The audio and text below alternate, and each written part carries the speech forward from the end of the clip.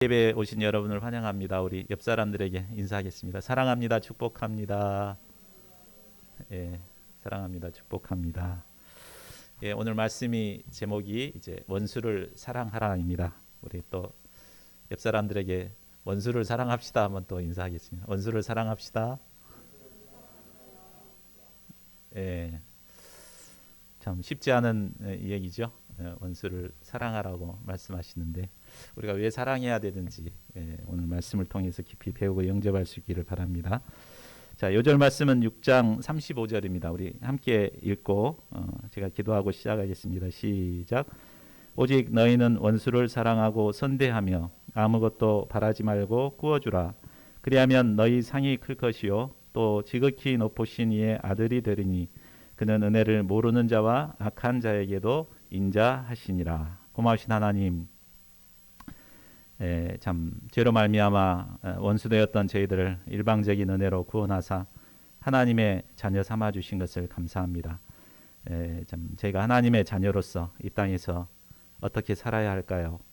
참 하나님께서 저희들에게 원하시는 바가 있을 텐데 저희가 참 저희 마음대로 살았던 것을 이 시간 고백합니다. 이 시간 말씀을 통해서 하나님께서 우리에게 원하시는 바가 무엇인가 깊이 배우고 영접할 수 있도록 도와주시기를 간절하게 기도합니다.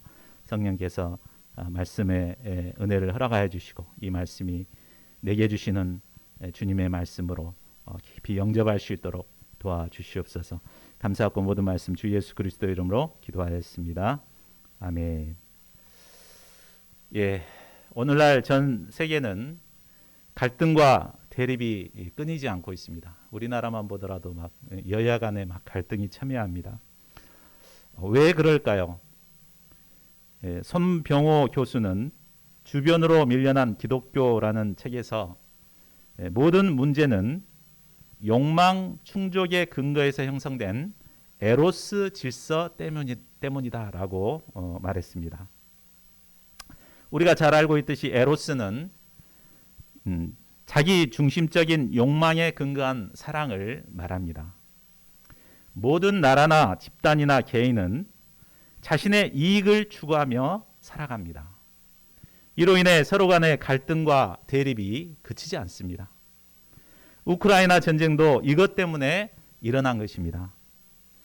결국 에로스 질서는 인류를 파멸의 길로 이끌어갈 수밖에 없습니다. 손병호 교수는 인류가 생존하고 번영할 수 있는 대안으로 아가페 질서를 회복해야 한다고 역설합니다. 그리고 아가페 질서란 십자가에 나타난 하나님의 사랑으로 자신의 이익이 아닌 이웃의 번영을 추구하는 것입니다. 그리고 기독교인이 바로 이 일을 실천해야 하는데 그렇게 하지 못하기 때문에 세상 사람들에게 손가락질을 받고 주변으로 밀려나고 있다고 이 책에서 말하고 있습니다. 신자들은 예수님의 아가페 사랑을 배워서 세상에서 아가페 사랑을 실천해야 할 자들입니다. 오늘 예수님께서도 평지 설교를 통해서 예수님을 따르는 모든 자들에게 이것을 가르쳐주고 있습니다. 오늘 말씀을 통해 예수님의 말씀을 깊이 배우고 실천함으로 제가 세상 가운데서 그리스도의 향기를 드러낼 수 있기를 기도합니다. 제1장 복 있는 자와 화 있는 자 17절에서 26절 말씀입니다. 지난주 말씀에서 예수님은 12 사도들을 택하여 세우셨습니다. 그들이 그들과 함께 산에서 내려와서 이 평지에 서셨습니다. 이때 제자의 많은 무리가 모여들었고 특히 말씀도 듣고 병 고침을 받기 위해서 유대 사방과 예루살렘에서 심지어는 이방 지역인 두로와 시돈에서까지 많은 백성들이 모여들었습니다. 그들 중에는 더러운 귀신에게 고난을 받는 자들도 있었고 병으로 고통당하는 자들도 있었습니다.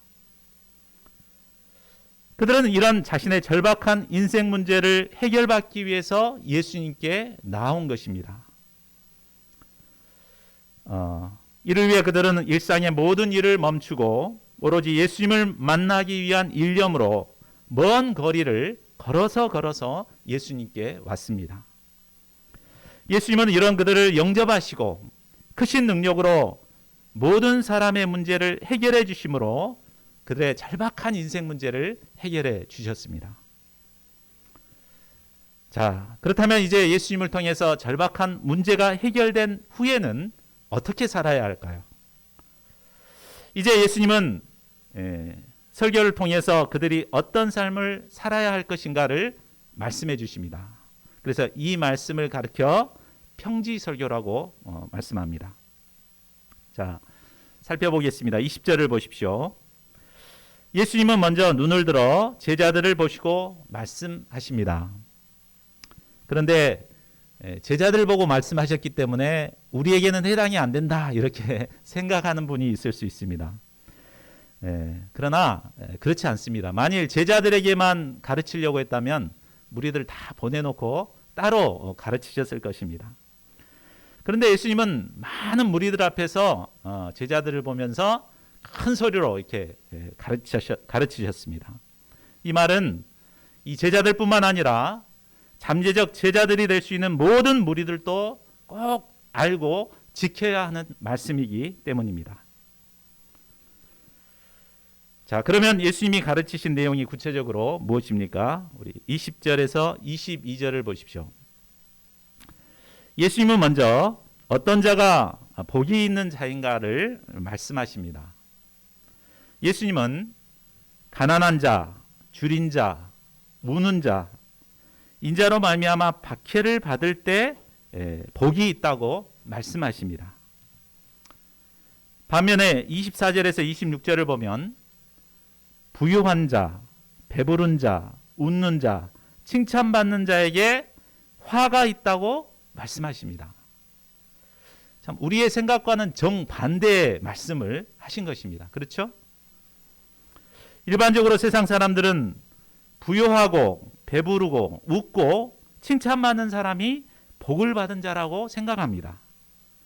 반면에 가난하고 줄이고 울고 사람들에게 박해를 받는 자는 지지리도 복이 없는 자라고 생각합니다. 자, 그렇다면 예수님께서 이렇게 말씀하시는 그 의미는 무엇일까요? 자, 예수님이 하신 말씀의 진정한 의미를 깨닫기 위해서는 먼저 예수님이 말씀하시는 그 대상과 수식어에 주목해 볼 필요가 있습니다. 첫째로 예수님은 너희 가난한 자는 복이 있다고 하셨습니다.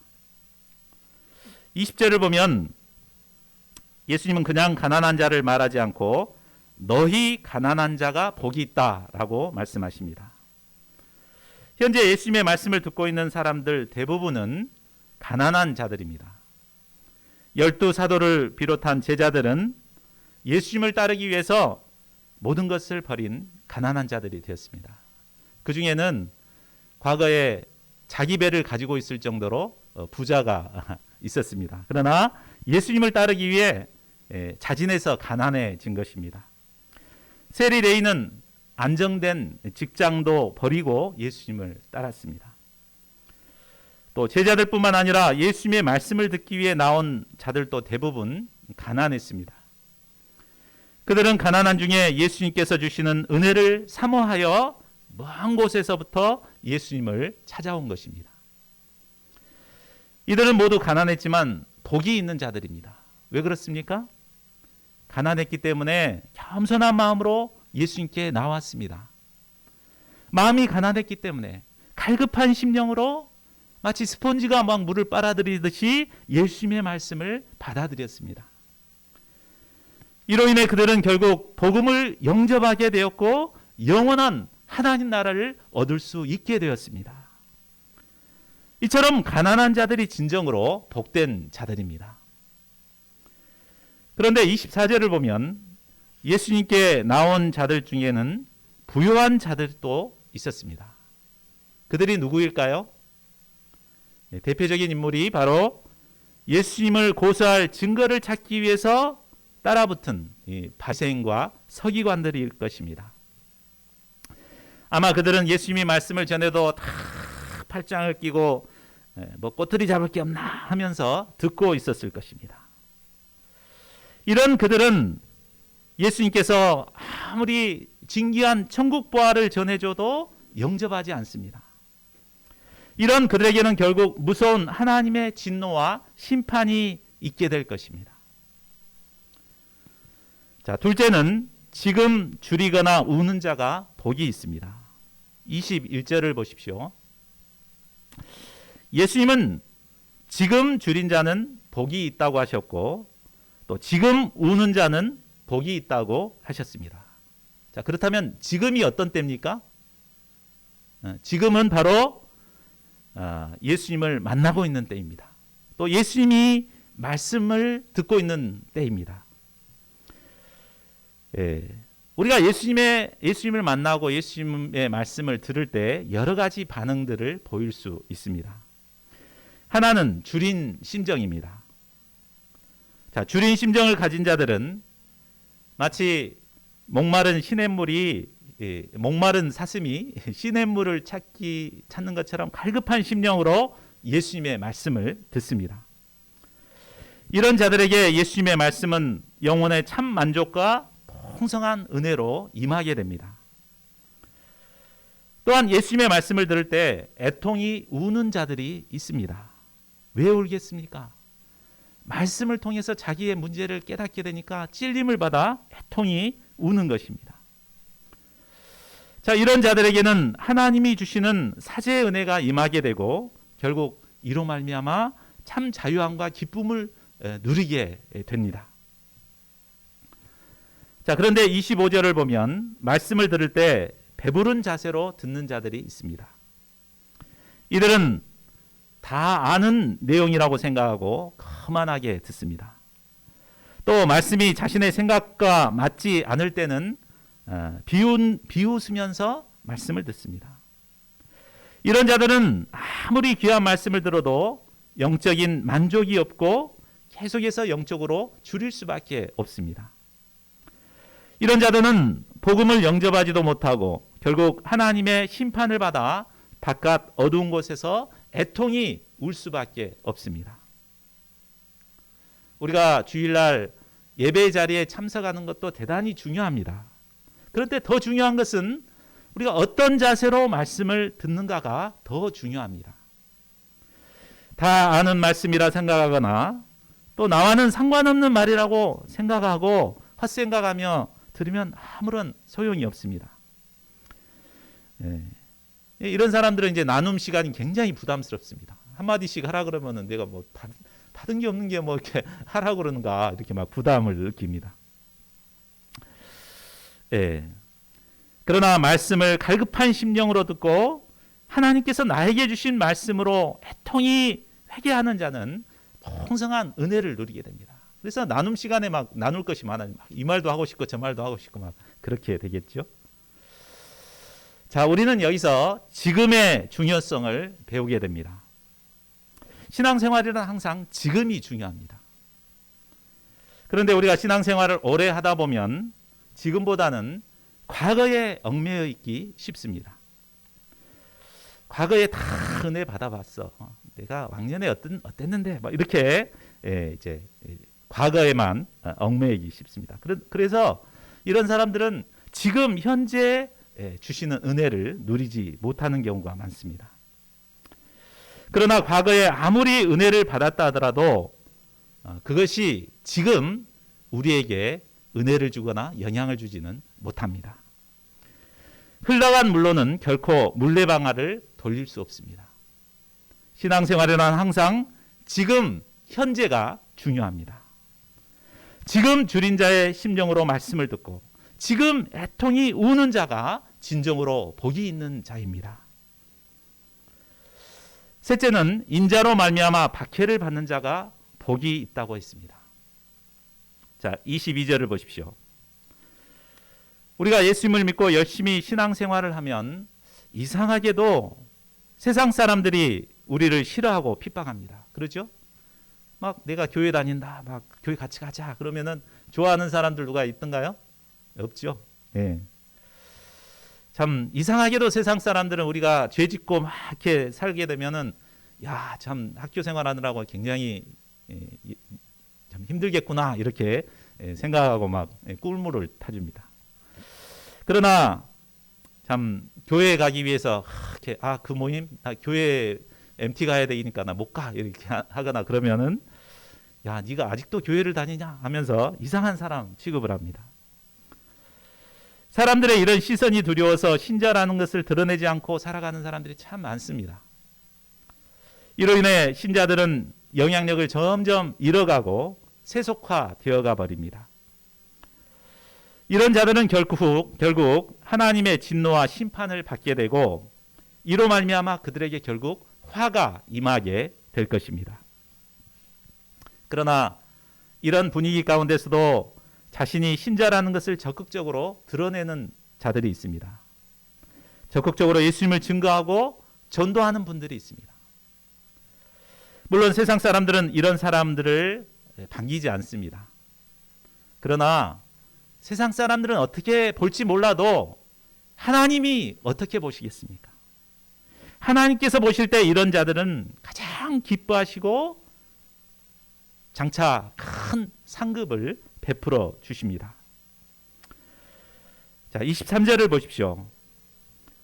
예수님은 세상 사람들에게 핍박을 당할 때 오히려 기뻐하고 뛰놀라고 하십니다. 하나님께서 큰 상급으로 갚아주시기 때문입니다. 구약의 선지자들도 불신의 시대에 살고 있었습니다. 그러나 상 주시는 하나님을 바라보고 기쁨으로 사명을 감당했습니다. 자, 이 땅에서 우리가 당하는 고난과 핍박은 잠시 잠깐입니다. 그러나 하나님께서 우리에게 주실 상급은 영원합니다. 신자란 이 땅에 소망을 두는 자가 아니요 참된 본향인 영원한 하나님 나라를 바라보며 살아가는 자들입니다. 우리가 믿음으로 살아갈 때 이 땅에서는 비록 가난하고 울고 줄이고 핍박을 받게 될 수도 있습니다. 그러나 장차 하나님께서는 영원한 하나님 나라와 생명의 면류관으로 갚아주실 것입니다. 이런 하나님 나라의 산소망을 가진 자들은 이 땅에서 하나님이 주시는 풍성한 복을 누리며 살게 됩니다. 저희 모두가 하나님께서 주시는 복을 누리며 살아가는 진정으로 복된 자들이 될 수 있기를 기도합니다. 제2장 신자가 가져야 할 내면성 27절에서 42절 말씀입니다. 이제 예수님은 신자들이 이 땅에서 구체적으로 어떻게 살아야 할 것인가를 가르쳐 주십니다. 우리 다 같이 27절에서 31절까지 긴데 한번 같이 한 목소리로 읽어보겠습니다. 시작. 그러나 너희 듣는 자에게 내가 이르노니 너희 원수를 사랑하며 너희를 미워하는 자를 선대하며 너희를 저주하는 자를 위하여 축복하며 너희를 모욕하는 자를 위하여 기도하라. 너희 입뺨을 치는 자에게 젖뺨도 돌려대며 내 겉옷을 빼앗는 자에게 속옷도 거절하지 말라. 내게 구하는 자에게 주며 내 것을 가져가는 자에게 다시 달라 하지 말며 남에게 대접을 받고자 하는 대로 너희도 남을 대접하라. 자, 어떻습니까? 세상에 참 하나도 감당할 수 없는 부담스러운 말씀을 주십니다. 그동안 구약에서의 가르침은 눈에는 눈, 이에는 이로 갚도록 했습니다. 그런데 사실 그것도 힘든 일입니다. 남이 이렇게 나의 이를 다치게 했는데 내가 이만 다치게 할 수 있습니까? 화가 나가지고 그냥 플러스 턱 조가리를 그냥 쪼개버리고 싶습니다. 그런데 예수님께서는 원수를 사랑하고 미워하는 자를 선대하고 또 저주하는 자를 축복하라고 하십니다. 모욕하는 자를 위해 기도하고 심지어 입뺨을 치면 젖뺨까지 돌려대라고 하십니다. 또한 남에게 대접을 받고자 하는 대로 남을 대접하는 자들이 되라고 하십니다. 참 세상에 이 말씀을 지킬 사람이 몇이나 될까요? 저는 목회자지만 이 중에 하나라도 참 지킬 자신이 없습니다. 자, 현재 이 말씀을 듣고 있는 사도들이나 제자들 역시도 이 말씀을 지킬 수준이 못 되는 자들입니다. 그런데도 왜 예수님은 이처럼 부담스러운 말씀을 그들에게 하신 것일까요?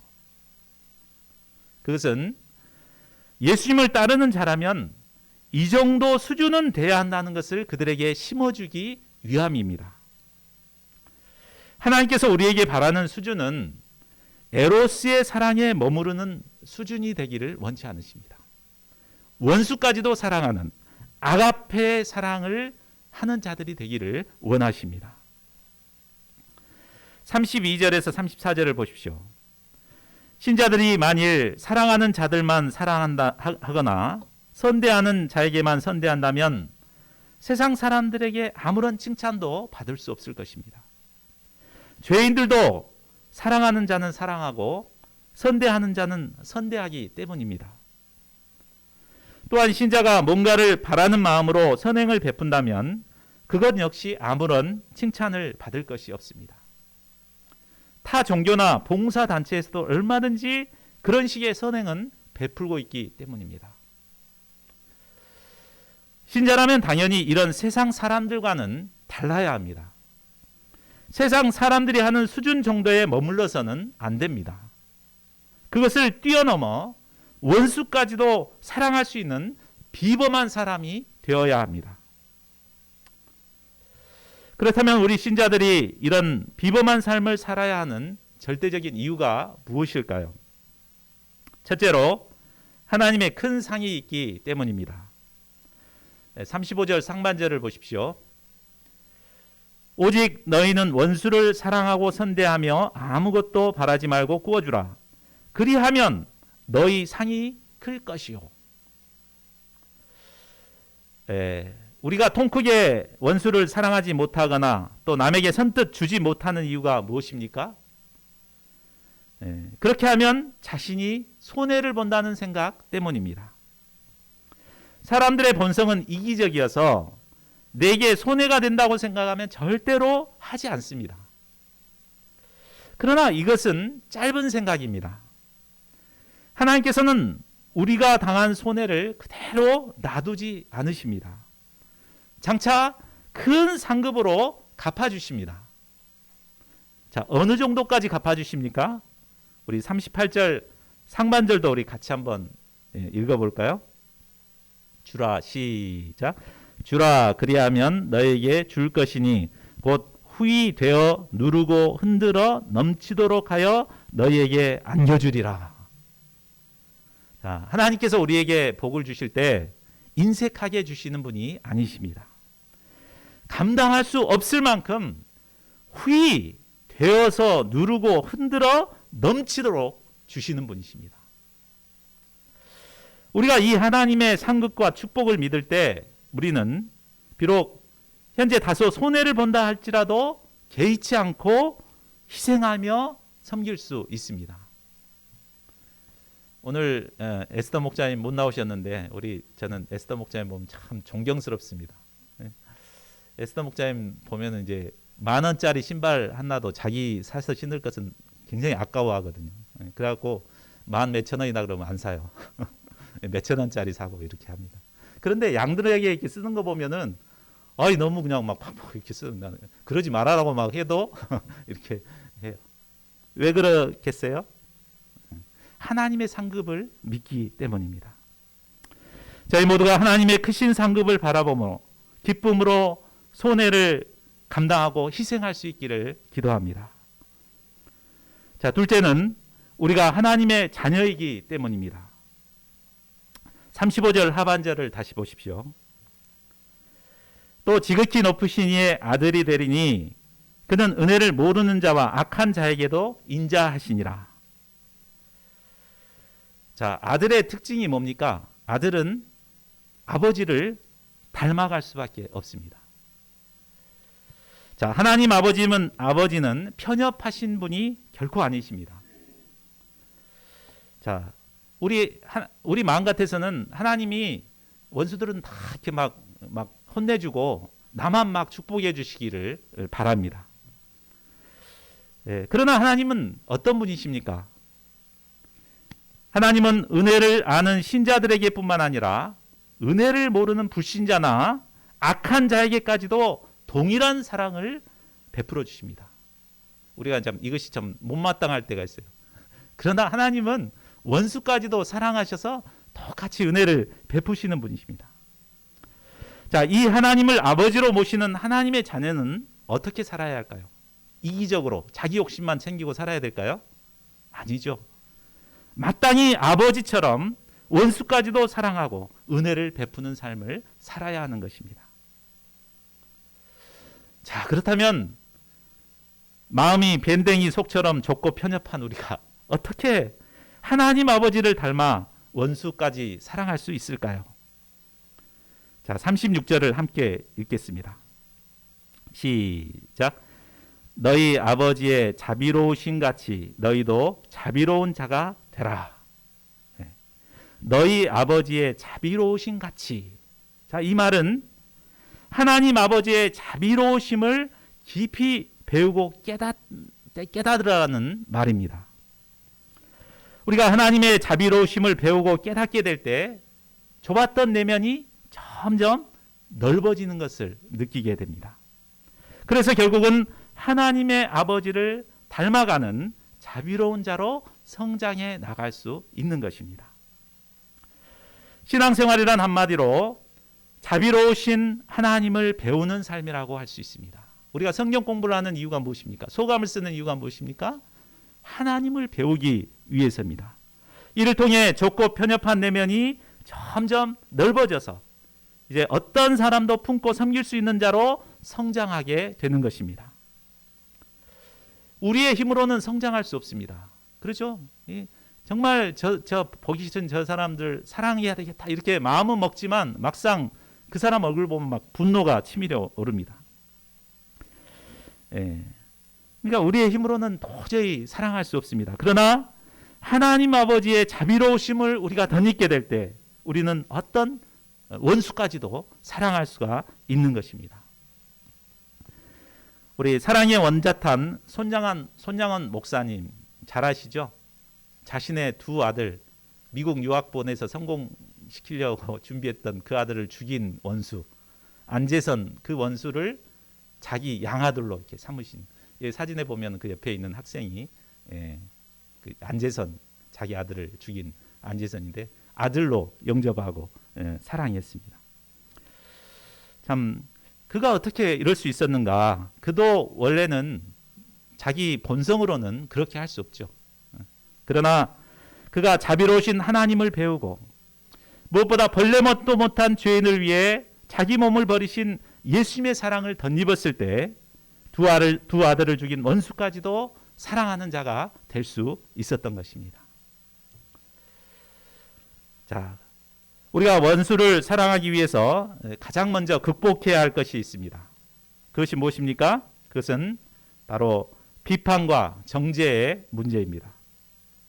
자, 우리 다 같이 37절을 같이 읽어보겠습니다. 자, 시작. 비판하지 말라. 그리하면 너희가 비판을 받지 않을 것이요. 정죄하지 말라. 그리하면 너희가 정죄를 받지 않을 것이요. 용서하라. 그리하면 너희가 용서를 받을 것이요. 비판은 자신이 검사가 돼서 죄를 추궁하는 것을 말합니다. 너 죄 있지? 막 하면서 이렇게. 또 정죄는 자신이 판사가 돼서 최종 판결을 내리는 것처럼 너는 유죄야 이렇게 유죄 선고를 내리는 것입니다. 세상 법정에서도 판결을 내릴까지 얼마나 많은 수고를 합니까? 이제 이렇게 사건이 터지면 사건을 막 조사하잖아요. 그 조사하고 검사가 이렇게 해가지고 이걸 갖다가 이제 기소하고 판결해서 이렇게 하게 되는데 최소한 1년 이상이 걸립니다. 그래서 많은 증거를 모으고 해갖고 이 사람이 죄가 있는가 없는가 이렇게 해서 판결을 내립니다.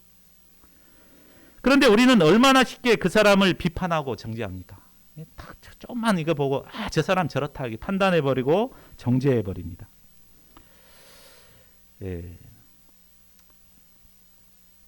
그런데 사람들은 왜 이처럼 비판하고 정죄하는 것을 즐길까요?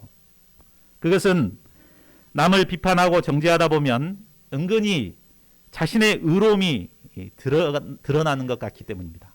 저런 이렇게 손가락질하지만 나는 안 그래, 이런 마음으로 이렇게 비판을 하는 것입니다. 또한 남을 신랄하게 비판하다 보면 속이 후련하고 스트레스가 풀리기 때문입니다. 그러나 그처럼 비판하고 정죄하는 그 사람에게는 과연 허물이 없을까요? 우리 손가락질을 탁 하면은 하나는 그 사람을 향하는데 세 개는 자기를 향하고 있습니다. 대개 어떤 문제에 대해서 민감하게 반응하는 사람을 자세히 살펴보면 그 사람도 똑같은 문제를 갖고 있는 경우가 있음을 종종 보게 됩니다. 그러니까 그게 이제 자기한테 거슬림으로 이렇게 딱 다가오는 거예요. 그 사람이 거슬린다 그러면은 그런 문제가 없는 사람은 전혀 거슬리지가 않아. 근데 이제 내가 그게 거슬린다 그러면 내 안에도 바로 그런 문제가 있다는 것이죠. 그러니까 우리가 그런 판단하는 생각이 딱 들면 어떻게 해야 되겠어요? 그 사람을 정죄할 것이 아니라 나에게는 혹시 그런 문제가 없는가? 자신을 돌아봐야 하는 것입니다. 우리가 그냥 자기 문제는 덮어놓고 부탁대고 이렇게 정죄를 하게 되면 결국 어떻게 됩니까? 자신이 그 문제로 똑같이 정죄를 받게 되는 것입니다. 예수님은 비판하고 정죄하는 자들의 문제가 무엇인가를 말씀하십니다. 41절을 보십시오. 어찌하여 형제의 눈 속에 있는 티는 보고 내 눈 속에 있는 들보는 깨닫지 못하느냐. 이 말은 형제의 허물은 눈 속에 있는 작은 티에 불과하다면 자신에게 있는 허물은 들보와 같다는 말입니다. 들보가 뭡니까? 들보는 이 천장에 있는 들보를 말합니다. 눈에 이처럼 큰 나무 기둥이 있으면 앞을 볼 수가 있겠습니까? 소경이 되겠죠. 그런데도 그들은 형제의 눈 속에 티를 빼겠다고 막 맹인이 되어가지고 막 달라듭니다. 그렇게 되면 결국 어떻게 되겠습니까? 형제의 눈을 상하게 해서 똑같이 소경으로 만들어버리게 될 것입니다. 형제의 눈 속에 티를 빼는 것은 아주 신중함과 섬세함이 요구됩니다. 이를 위해서는 먼저 자신의 눈 속에 있는 들보를 빼내야 합니다. 그래야 밝히 보고 형제의 눈에 티를 빼게 될 것입니다. 예수님은 자신의 눈 속에 들보가 있으면서도 형제의 눈에 티를 빼겠다고 하는 자를 가리켜 외식하는 자라고 말씀합니다. 외식하는 자란 사람들에게 보이기 위해서 신앙생활하는 자를 말합니다. 이처럼 우리가 외식하게 될 때 맹인이 되어서 양들을 어두운 구덩이로 인도하는 자들이 됩니다. 그래서 둘 다 구덩이에 빠지게 될 것입니다. 신앙생활이란 사람들 앞에서 하는 것이 아니라 하나님 앞에서 하는 것입니다. 또한 신앙생활은 하나님을 배우고 본받는 삶입니다. 우리가 하나님 앞에 서게 될 때 우리가 남을 비판하거나 정죄할 수 없는 죄인임을 깨달을 수 있습니다. 그리고 우리가 하나님 앞에서 나의 죄를 진실하게 회개할 때 하나님께서는 우리를 점점 변화시켜 주시고 성장시켜 주십니다. 이런 삶을 통해 우리가 점차 성장해서 원수까지도 사랑할 수 있는 거룩한 하나님의 사람으로 성장하게 됩니다. 이런 성화의 역사가 우리 가운데 풍성하게 일어날 수 있기를 기도합니다. 제3장 영향력 있는 신자로 성장하려면 43절에서 49절 말씀입니다. 자, 이제 예수님은 결론적으로 우리가 어떻게 영향력 있는 신자로 성장할 수 있는지를 두 가지로 가르쳐 주십니다. 첫째는 마음에 선한 것을 쌓아서 좋은 나무로 성장해야 하는 것입니다. 자, 43절에서 45절을 보십시오. 나무는 각각 그 열매로 알 수 있습니다. 못된 나무가 좋은 열매를 맺을 수 없고 좋은 나무가 나쁜 열매를 맺을 수 없습니다. 특히 입술에서 나오는 말의 열매는 숨길 수가 없습니다. 그 사람의 입에서 나오는 말은 마음속에 쌓아놓은 것이 은연중에 튀어나오는 것입니다. 마음속에 미움과 증오를 쌓아놓고 있으면 입을 열 때마다 불평과 원망이 막 튀어납니다. 남을 막 판단하는 말이 튀어나옵니다. 그러나 선한 것을 쌓아놓은 사람은 건들기만 해도 선한 말이 튀어나옵니다. 그러므로 좋은 나무가 되려면 먼저 우리 마음에 선한 것을 쌓기 위해 열심히 노력해야 함을 알 수 있습니다. 대학 시절과 청년의 때는 내면에 선한 것을 많이 쌓음으로 좋은 나무로 성장해야 할 때입니다. 좋은 나무로 성장하기 위해서는 내면에 선한 것을 쌓아 나가야 합니다. 우리가 유튜브를 보더라도 음란하거나 폭력적인 것, 남을 판단하는 이런 거 보면 안 됩니다. 정말 마음의 양식이 되는 이런 것을 보고 또 좋은 책들을 읽고 무엇보다 하나님의 말씀인 성경 말씀을 읽고 공부해서 선한 것을 차곡차곡 쌓아야 합니다. 이때 우리는 좋은 나무로 자라나 하나님께 귀하게 쓰임받게 될 것입니다. 자, 둘째는 말씀을 듣고 행함으로 반석 위에 집을 지어야 합니다. 46, 47절을 보십시오. 너희는 나를 불러 주여 주여 하면서도 어찌하여 내가 말하는 것을 행하지 아니하느냐. 내게 나와 내 말을 듣고 행하는 자마다 누구와 같은 것을 너희에게 보이리라. 사람들은 예수님이 가르쳐 주시는 말씀을 실제 삶에서 행하기 어렵기 때문에 주여 주여 하면서 행하기는 포기해 버립니다. 예수님의 말씀을 우리의 실제 삶에서 쉽게 행할 수 있다면 얼마나 좋겠습니까? 그러나 우리가 말씀을 공부하면 그렇게 살아야지 이렇게 좀 다짐을 해보지만 막상 살려고 하면 그게 쉽지 않습니다. 자, 예수님은 48, 49절 말씀을 통해 말씀을 듣고 행하는 것을 이제 건축의 기초공사에 비유해서 설명하십니다. 기초공사는 겉으로 드러나지는 않지만 기초공사에 많은 시간과 비용이 들어갑니다. 만일 그것이 어렵다고 기초를 소홀히 하고 집을 짓게 되면 어떻게 되겠습니까? 큰 물이 나서 탕류가 그 집에 부딪힐 때 그 집은 곧 무너져 파괴되어 버릴 것입니다. 그러나 말씀을 듣는 데서 그치지 않고 어찌하든지 행하고자 투쟁한 사람은 마치 주추를 반석 위에 놓은 사람과 같습니다. 이런 사람은 인생에 큰 비바람이 몰아치고 탕류가 부딪혀와도 요동하지 않게 됩니다. 우리의 사는 인생을 집을 짓는 것에 비유할 수 있습니다. 많은 사람들이 겉으로 드러나는 집의 외형만 아름답게 꾸미고자 합니다. 2층을 지을까 3층을 지을까 어떻게 꾸밀까 이런 것만 관심을 갖습니다. 그러나 우리 신자들은 예수님의 말씀을 지켜 행함으로 말씀의 반석 위에 기초를 놓는 자들이 되어야 합니다. 그래야 할 때 어떤 어려움이 닥쳐와도 꿋꿋이 버티고 이겨내는 성공적인 인생을 살아갈 수 있습니다. 저희 모두가 말씀의 반석 위에 집을 지어가는 지혜로운 자들이 될 수 있기를 기도합니다. 자, 말씀을 맺겠습니다.